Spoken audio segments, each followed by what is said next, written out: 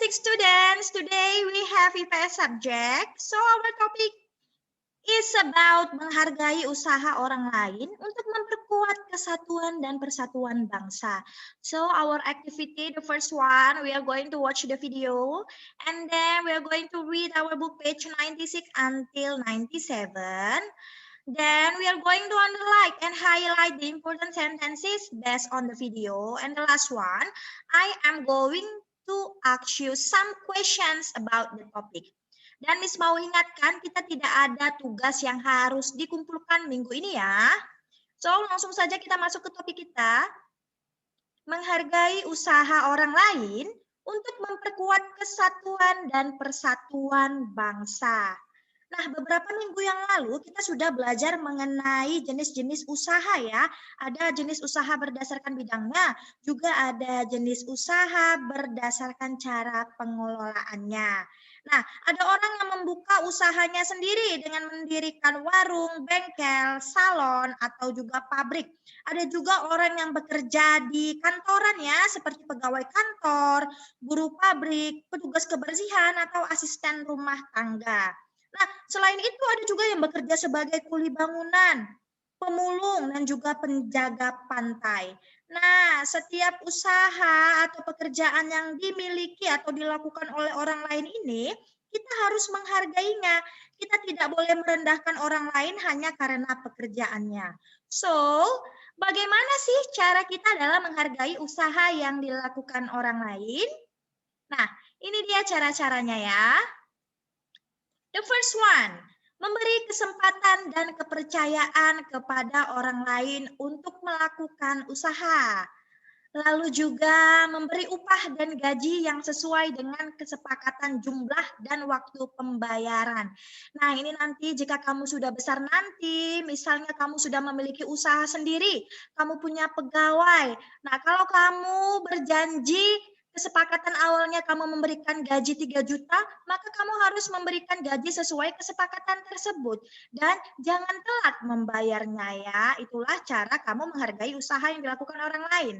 Lalu usaha selanjutnya adalah mengakui hasil usaha orang lain, bahkan memberi pujian dan penghargaan. Contoh sederhananya, jika kamu melihat teman kamu memenangkan sebuah lomba, nah itu kan dia sudah berusaha. Kita harus memuji teman kita ya atas keberhasilannya tersebut. Tidak boleh iri ya, malah kamu harus termotivasi supaya bisa ikut memenangkan lomba tersebut juga. Next, selain itu ada juga menempatkan seseorang pada posisi yang sesuai dengan kemampuannya. Lalu yang terakhir melakukan persaingan usaha secara sehat. Misalnya ini suatu hari nanti kalian memiliki usaha berjualan tas, ya. Lalu teman kalian di sebelah rumah juga ada yang memiliki usaha tersebut. Nah, apakah kita marah-marah? No ya, kita harus melakukan persaingan usaha secara sehat. Walaupun dagangannya sama-sama jualan tas, tapi kan rezekinya berbeda-beda ya. Jadi harus melakukan persaingan secara sehat. Tidak boleh itu menjelek-jelekkan usaha orang lain. Well, selain itu tadi ya nak, kegiatan ekonomi di Indonesia ini menghasilkan banyak barang yang tidak kalah dengan negara lainnya. Produk dalam negeri kita ini bisa bersaing dengan produk buatan luar negeri. Buktinya, banyak barang buatan negara kita yang dijual ke luar negeri atau ini biasanya kita sebut dengan ekspor.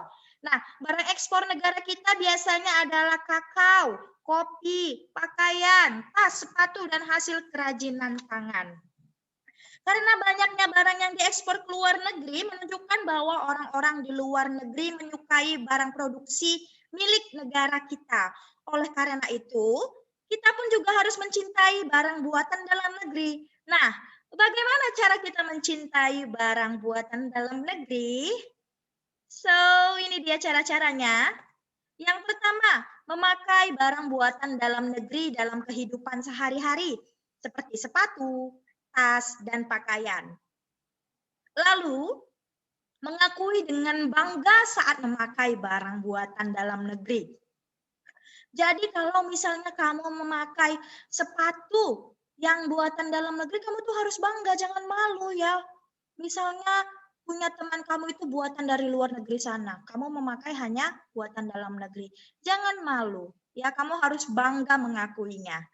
And next, memilih barang buatan dalam negeri daripada buatan luar negeri. Lalu juga ada memakai bahan baku yang berasal dari dalam negeri dalam membuat suatu barang.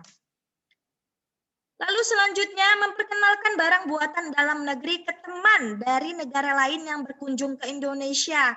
Misalnya ini mana tahu suatu hari nanti kalian ada kesempatan untuk berkunjung ke luar negeri dan kalian punya teman di daerah sana, tidak ada salahnya kalian membawa oleh-oleh khas dari negeri kita ya.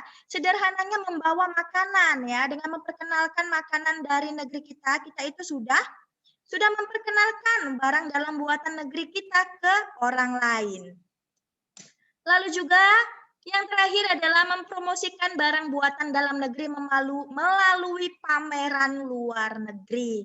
Nah, ini biasanya nanti sering ada ini ya di luar negeri sana akan mengadakan pameran luar negeri. Nah, disinilah kesempatan untuk mempromosikan barang buatan dalam negeri Indonesia. Oke, nah sekian penjelasan Miss ya mengenai menghargai usaha orang lain untuk memperkuat kesatuan dan persatuan bangsa. Miss harap kita semua dapat menerapkan cara-caranya ya, mulai dari cara menghargai usaha orang lain. Juga ini yang terakhir adalah cara mencintai barang buatan dalam negeri.